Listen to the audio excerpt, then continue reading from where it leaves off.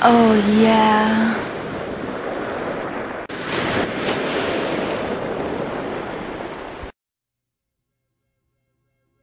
Where's the doggy? Say doggy? Well, I found the youngsters of this city. You always want what you don't have. So why shouldn't he do it? Right. Well, it's thick, but... Well, I still don't know. Oh, it just surprised me. I was expecting you to come over after work.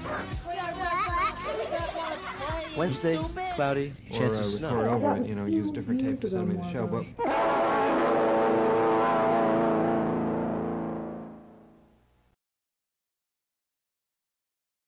All about acceptance. And that's the one part I don't understand, is that how come you ain't never seen black people get mad and protest John Deere tractors for creating cotton picking machines and putting us out of business. We have a 400-year institution, hand over fist money that's owed to us as far as reparation value, and nothing to show for it. Michael Jordan's worth $3 billion. Give me a fucking break.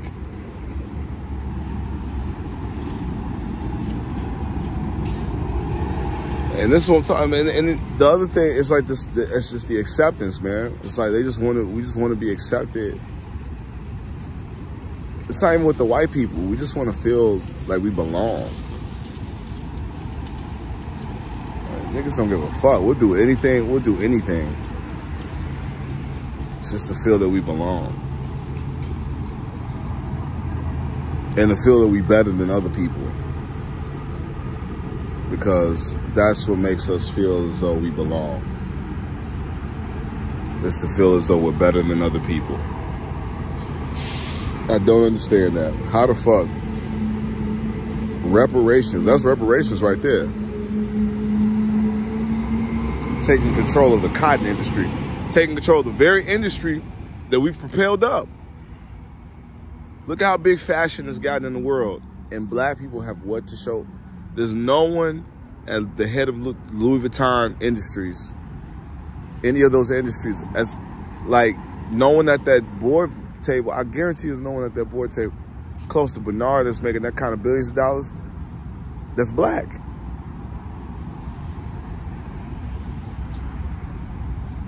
And for the U.S. and for the United States to not have an export business, shame on you. And then let China take over the whole situation. Shame on us, man. And niggas talking about and motherfuckers talking about I ain't got no money. America's a joke. This shit is a joke, nigga. This shit is a motherfucking unfunny ass black people suffering from white privilege. This shit is a joke.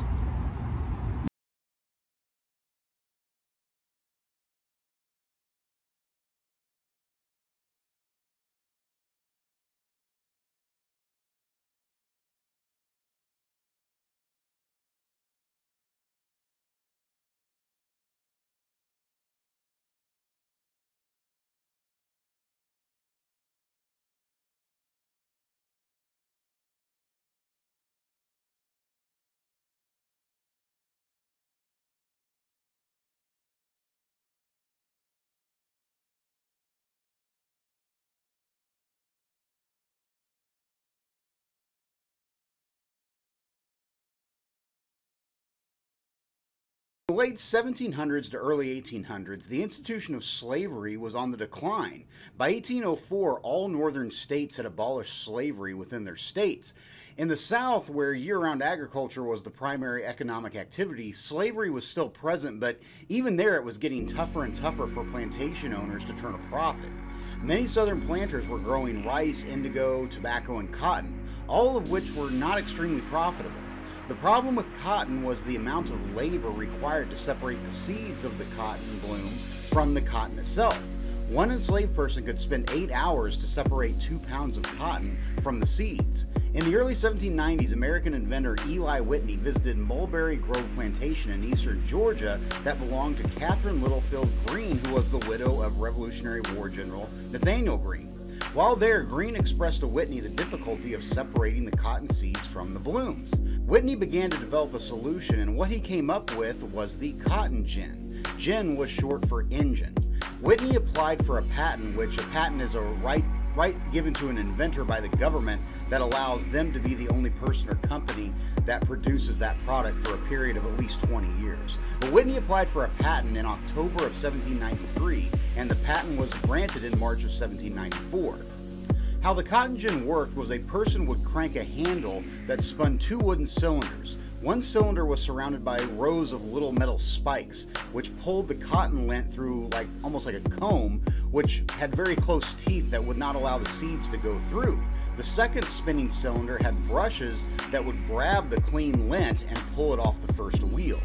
With the cotton gin, now instead of being able to produce 2 pounds of usable cotton separated from the seed per day by hand, now you could produce 50 pounds of cotton in a single day.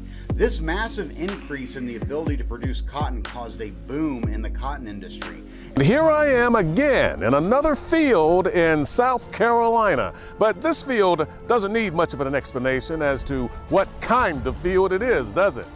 No, this is cotton, and it's harvest time. And so what I want to do on this installment is not talk about any food and cooking or competitions and fun and games. No, I want to talk about the history and the impact that fields like this had all over the South, and more specifically, the impact that this cotton had on the people who had to pick it to make a living. It's the top 5 rappers who don't dress like shit. Now, I'm not gonna sit here and say that everyone apart from these guys dress like shit, because that's not true, but it's not called top 21 rappers or top 25, it's called top 5. Now, this isn't solely based on the clothes they wear, but it's also in terms of the influence, personal style, longevity, trends, whatever, you fucking name it. I don't know, I've got a lot of hand movements going. But I think let's just skip all this bullcrap intro and get into the 5 rappers who don't dress like shit. You know what I'm saying? I got a record label, motherfucker run a DJ company. You know what I'm saying? Try to get some publishing. You know what I'm saying? Shout out to Jahai Sachs. I'm a very interesting person. Sunglasses and shit, making clothes and shit, making shit for women. I got other shit I'm working on. Got a gang of shit, bro. I've done a lot of interesting shit in my life. Done a lot of stupid shit in my life too. Done a lot of interesting shit in my life, man. So there's a reason why a lot of people wouldn't hang out with a motherfucker like me, because it's just not that interesting. A lot of people are very boring and basic in life, man. A lot of motherfuckers don't do shit I'm doing. So who the fuck am I talking to? I'm not talking to really anybody. And then, because I'm black, you know, there's a lot of people you just really can't talk to in a room. Because you're black. And people live in boxes and stuff and everything like that. So everyone goes after something that makes sense for the perspective of what they feel is normal to them. And they go after what they want in life. Nobody goes after what life is asking them to go after. So that's a difference. See, when you know shit like that, you notice the difference. You'll make a TV episode about how come black people didn't protest John Deere. Our ancestors picked cotton and died picking cotton for years, for hundreds of years, and we don't have no stock in making no cotton machines and charging the white people who did what they did, the families who did what they did to us. And I guarantee it's the same plantation owners. I guarantee it. I don't even know it. I could be wrong. Correct me if I am. But I guarantee, I'm just going to fly off the dome. This is freestyle. You know what I'm saying? This is straight freestyle. Style ain't free. Off the dome, right? Pause. I guarantee you, none of them, all the white people who own them shits was probably descendants of slave masters. And niggas ain't made a fuss about nothing. It's like me and my man was talking about how kids don't even protest inflation no more. They don't even protest inflation. They don't give a fuck about this shit. These kids don't give a fuck about inflation, bro. They don't give a fuck about that shit. You know what they give a fuck about? Likes and follows. We've been saying this shit over and over again, but they don't give a fuck about this shit. And you know what? Don't change them. Do what I did with my kids and shit. You know what I'm saying? My man came in, he broke up the fight, and guess what? The team still broke up. I knew what time it was. If the niggas is fighting like that, this is never gonna work. Here's another one. I used to always hear this shit. Live in the moment. Live in the moment. Fuck that. Because you know why? The moment's always gonna be there. You're not in the moment, motherfucker. Like I was telling myself, you can be in Dallas and somebody's in Mumbai. Somebody's in Bombay. You in Dallas and shit like that. Y'all in 2 different time zones, 2 different parts of the world and shit like that. You can be looking up at the same stars or the same sky, but it's gonna look different for you than it's gonna look for the motherfucker in either spot. Unless y'all in the same spot looking at the same shit. But if you're in the same spot looking at the same shit, you're gonna see shit differently. So what moment did you share together if there is no moment to be shared? It's like the book. This is like the basis of everything I'm doing art-wise. Everything is fucking meaningless. It has no fucking value. It's the value of what you put to it. So racism has a value because we put a value to it. All this bullshit has a value because you put a value to it. Sexism, all this shit.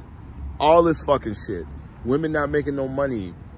You know what I'm saying? People of color not being able to have the same access to the quality of life.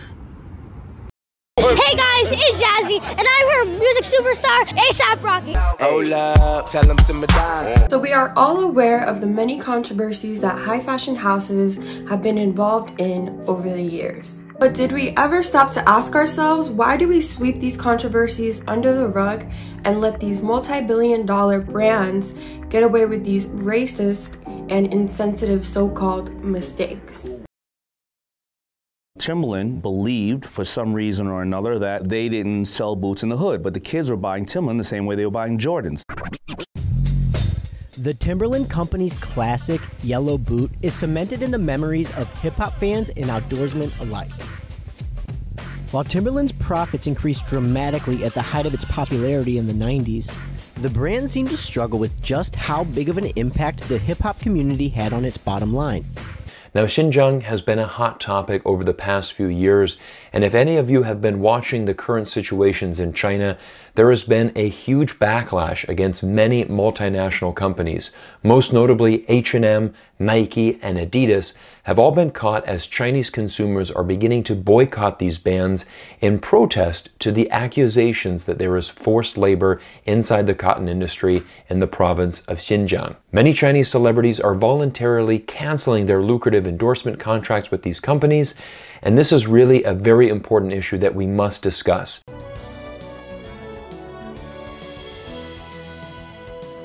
You're watching In Focus. Kenya's fledgling cotton industry has been rising in recent months with a spike in world prices for cotton. But the once flourishing business still has a lot of obstacles to overcome to increase the country's supply and modernize its cotton mills. Kathy Maitunyi has more on the challenges of Kenya's cotton industry. Business is brisk at Makueni Ginneries in Kenya's eastern province. But it wasn't always this way. Real estate agent David Masika purchased Makueni Ginneries 10 years ago. In the first year of operation, he sold 200 kilos of cotton. Last year, for the first time in a decade, Makueni Ginneries turned a profit, selling 600,000 kilos of cotton, or about 1,000 bales. When Masika first purchased the ginnery, his workers were using 1960s technology. Now, his ginnery is only one of 4 in the entire country that has modernized. And we got into this vicious circle where we then were wondering, do I completely modernize this thing when I don't know whether the cotton is coming? But about a year ago, as the cotton now started building up, you know, we have also started modernizing the ginnery. We have got half of the ginning machinery now. Masika's concerns about cotton supply and equipment are echoed all across Kenya's cotton and textile industries. The once vibrant cotton industry took a nosedive in the 1990s and is only now starting to get back on its feet. But it might be too little, too late. Kenya is part of the United States African Growth and Opportunity Act, or AGOA, which provides duty-free and quota-free treatment for eligible apparel articles and other products. The aim is to strengthen African countries' economies by increasing access to U.S. markets. According to Kenyan government figures, apparel exports under AGOA have tripled from 2001 to 2006. But there is a requirement that countries must be able to source the raw materials for their products regionally by September 2012, or else lose their eligibility under AGOA. And that has Kenya's cotton and textiles industry in a panic. Micah Poen is Chief Executive Officer of the Regulatory Board Cotton Development Authority, or CODA. If an extension period of like 2-3 years by the AGOA, I confidently say that we'll be able to produce enough cotton to meet our local demands to qualify for the AGOA market. Poen tells VOA the industry produced 30,000 bales of cotton last year. But the African Cotton and Textile Industries Federation says a more accurate figure is anywhere from 14,000 to 16,000 bales. Compounding the problem of low cotton supply and poor machinery is African countries' inability to turn their cotton into fabric and, ultimately, clothing. AGOA considers fabric to be a raw resource that must be sourced from other African countries under AGOA rather than being imported from places like China. Jaswinder Bedi is chairman of the African Cotton and Textile Industries Federation. He says that a first step to producing fabric is for the Cotton Development Authority to broaden its focus. They need to have people on board who are from the full value chain, people in the apparel business, maybe one board seat, one for the textile millers, one for the spinners. CODA Chief Executive Officer Micah Poen says his agency's priorities at the moment are to set a fair payment to cotton farmers, produce high-quality cotton seed, and modernize facilities. If a farmer is given the right price, then he's going to grow cotton. If our gineries are going to be efficient, we are going to increase the volumes that are produced within a given unit of kilowatt. As of mid-August, Poen, Bedi, and other industry officials were calling on Washington to extend AGOA's raw materials provision past the September 2012 deadline. Officials say they are confident that U.S. Congress will do so. Kathy Maitani for VOA News, Nairobi. Shit like that. What's up, bro? I'll meet you again. What's up, bro? I'm me and Gio. Gio? I don't know who you are. Yeah, bro. Hug you. You second time consecutive. I don't know who you are, Gio. I really don't know you, brother. You really don't? No, I don't know you. What's my name? But now you know me. Oh, nice to meet you, brother. I'm shooting something right now on my phone. You think you gangster? I don't know what you're talking about, but nice to meet you, though, brother. Oh, you sure? You sure? That look like my phone, too. No, this is my phone, my brother. But you ever something else? Take your phone? Because it's my phone? I don't know what you're talking about, bro. I'm shooting something right now. I'm shooting something on my phone. But I'll holler at you, bro. But like I said, bro, you know what I'm saying? If you look at it for what it is and the perspective of it, bro, it's just that. A lot of niggas be out here doing their thing, bro. And that's all it is just them doing their thing. It's got nothing to do with anything else but other than just that. Nobody understands what the fuck is going on out here. Like my man right now, let me just take your phone. You don't want to build with nobody. Motherfuckers just want to use you and shit. And this is life. And the same motherfuckers violate, bro. But you ain't got no Michael Miris on and shit like that. You a lame, you a square. You ain't got no motherfucking new Jordans on. You ain't got no new Gucci's on. And we won't support black brands.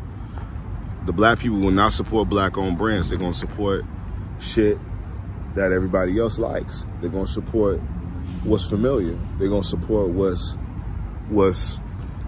the popularity thing at the time. Even if that means we gotta hang from trees and shit and die for picking cotton. And then we don't own our cotton fields no more. We don't own no plantations. We don't own no motherfucking nothing.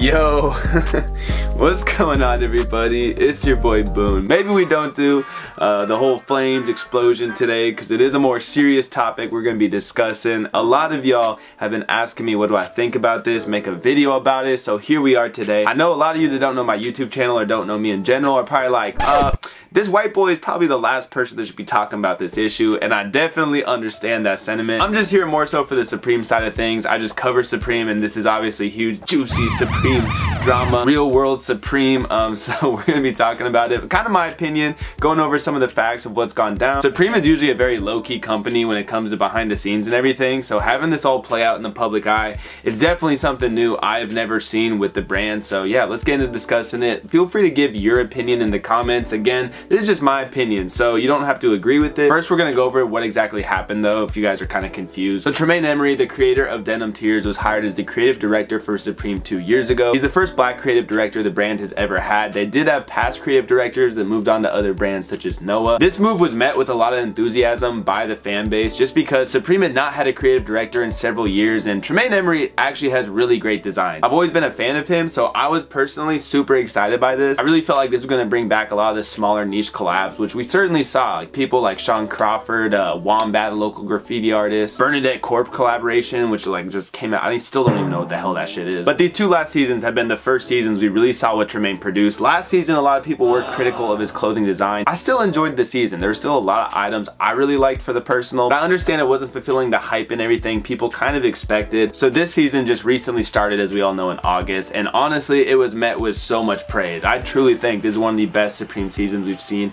in quite some time. It really does feel like the older days of Supreme with this season so far. Tremaine was absolutely killing it. I could not be happier. And out of nowhere, we hear Tremaine Emory has left as the creative director of Supreme. That's initially what the statement was, that he was just moving on from it. I was thinking it might be because of health reasons. I know he had some health issues recently, or maybe just working with Supreme, who is now half owned by a corporation, wasn't necessarily what he thought it was going to be. I'm sure there's a lot of pushback with designs and stuff. And that's what brings us to Thursday morning, when Tremaine came out with 3 different Instagram posts, pretty much calling out Supreme, posting some text messages he had with some of the higher ups at Supreme, pretty much stating the brand was systemically racist.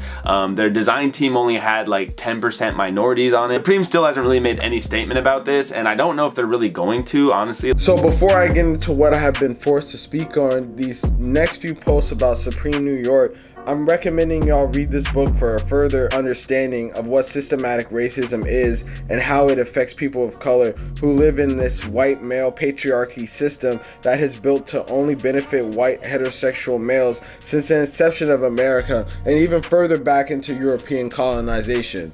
Alright, man, bro's dropping this first statement off rip, coming kind of crazy at the company that went out of the way to hire him and make their first ever creative director a black man. So it's like,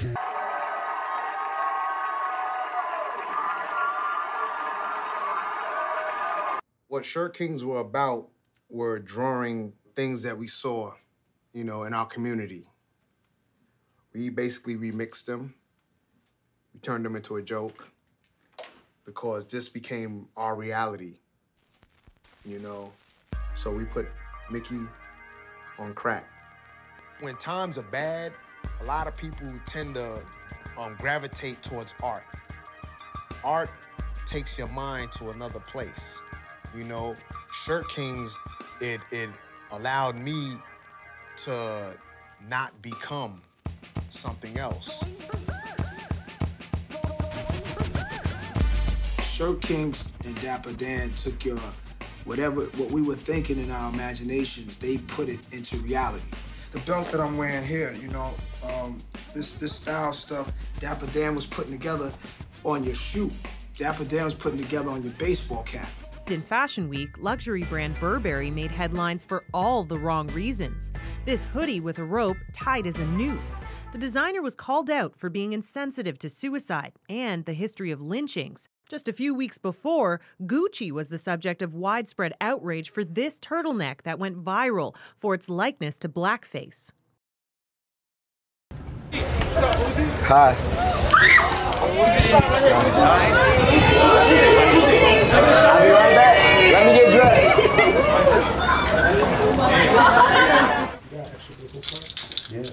You hear me? Enjoy. Appreciate it.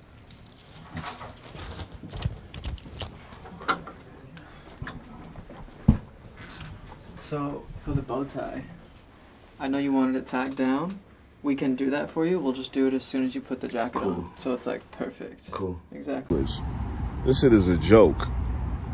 Black niggas got white privilege. Fuck all this shit. Homeless people have white privilege. You understand? Fuck this get money shit. Niggas ain't about that get money shit. They ain't about that shit at all. They about this motherfucking, give me some money shit. That's what niggas about that gimme. Gimme this, gimme that. That's what these niggas is on. But they not about no get money shit out here, man. At all. Motherfuckers are straight violating out here. And motherfuckers like just letting it slide too. Like ain't nothing you can do about it too. I was thinking about that. Like, is the future ever gonna like change, or is the future bright for our children? Fuck no. The future's not. You know what it is. And I try to fight this in the classroom. I try to fight this in the classroom and in the PE periods and shit. It's trying to help my kids understand you are somebody. Because they're trying to turn us into a bunch of nobodies, man. Because they nobodies. We're all following nothing. Everybody's going nowhere and nowhere fast. And niggas don't give a fuck. And you know what? As much as I hate to admit it, that's just what it is. There was one time I was working and I had a basketball team. And we had a meeting in my office with the team. And two of the starters on the team started fighting with each other. And one of the kids just slammed the other kid on my desk. He was choking the kid out. And everybody was just watching the shit, including me. Even I had a smirk. I have an evil smirk on my face. And next thing you know, one of my homies here came in. He was working at the spot we was at. Broke the shit up. Y'all gotta work together and shit. That shit wasn't gonna work, nigga. Didn't try that shit. You know what I'm saying? These little niggas want to violate each other, man. Let them. Give a fuck. I didn't give a fuck no more, man. Those kids wasn't there for that. They wasn't there to work with each other. They was there for themselves.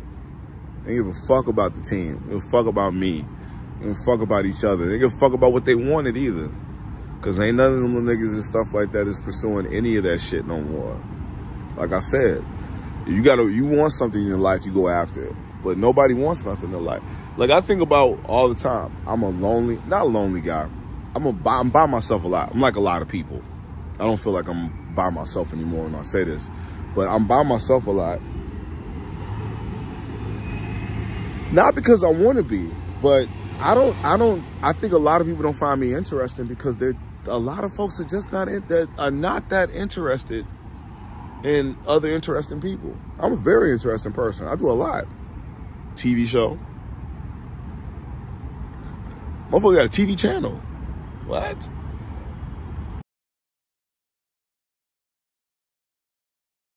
When people see this cotton and they touch it, that's an immediate connection that happens. Yeah. And that connection is powerful. Yeah. And that's what we got to do in agriculture is make sure people connect to our product. My name is Julius Tillery. 2016, when I started the ideal of black cotton, you know, I wanted to bring awareness that, you know, it's not many black cotton farmers in existence. 2017, we started developing products. In 2018, January 1st, 2018, we got into this office. And we've been here since.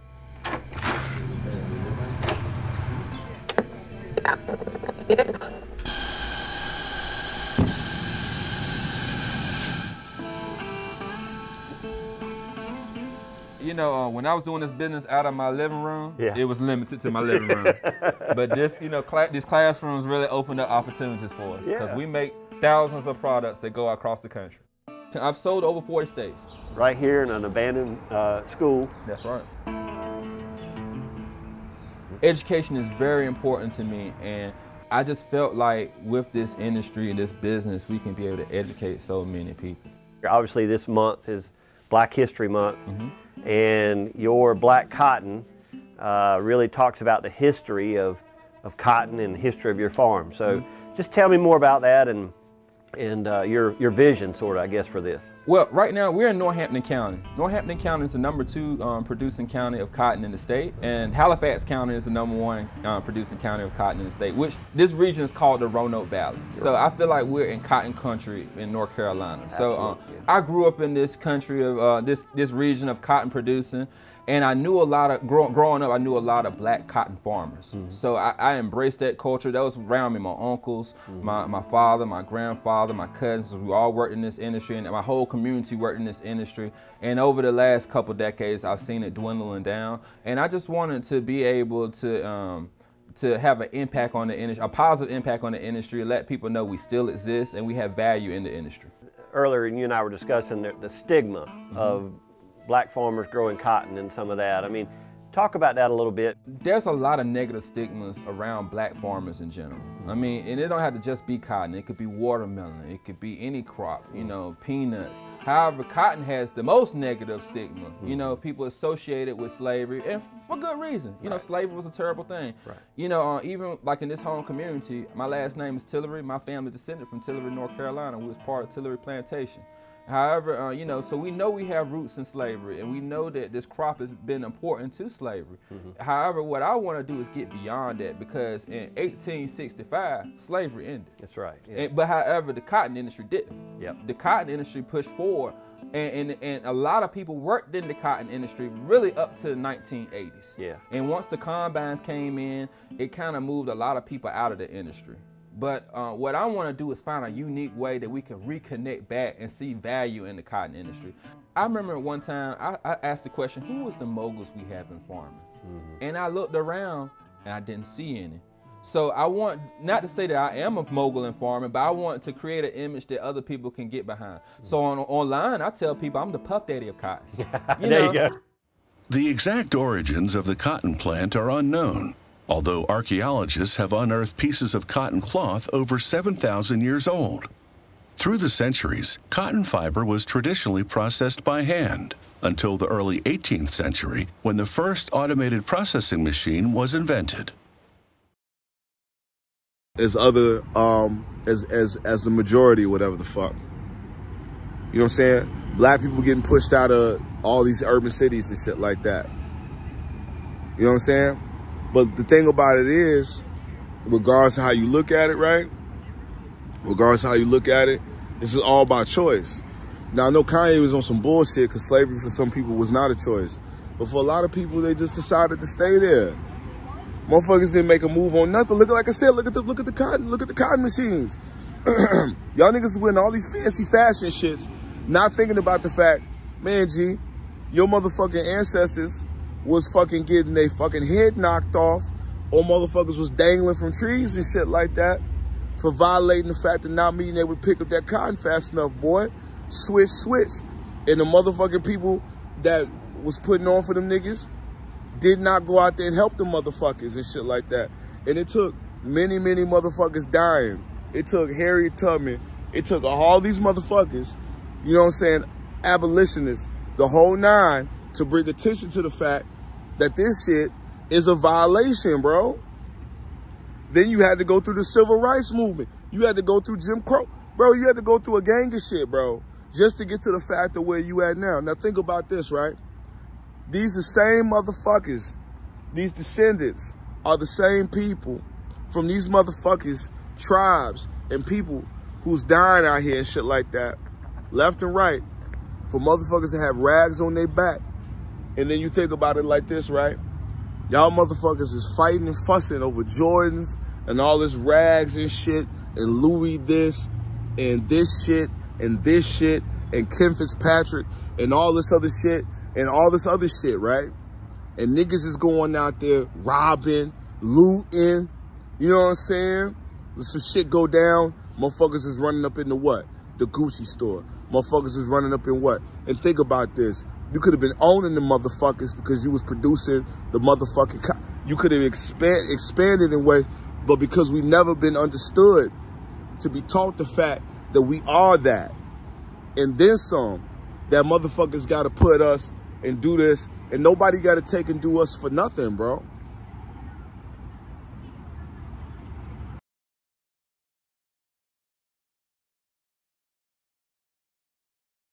That planters needed a way to grow and pick more cotton to keep up with the new accelerated pace of processing. And at the same time, market conditions in Europe meant cotton was more desirable than ever. What this meant was that planters needed even more labor from even more enslaved workers than they did before. Are you essentially accusing the industry that you've done very well in of being racist? Johnson, who's 67, was the first black woman on the cover of American Vogue back in 1974 and went on to have her face on countless covers. She's often referred to as the Jackie Robinson of fashion. Johnson recently wrote an editorial in the Washington Post with the headline, "I was the first black model on the cover of Vogue. The fashion industry still isn't fixing its racism."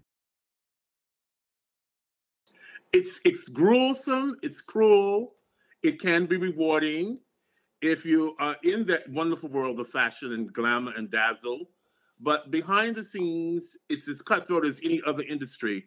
And there's also a lot of racism, ageism, and sexism, which I discuss in my book.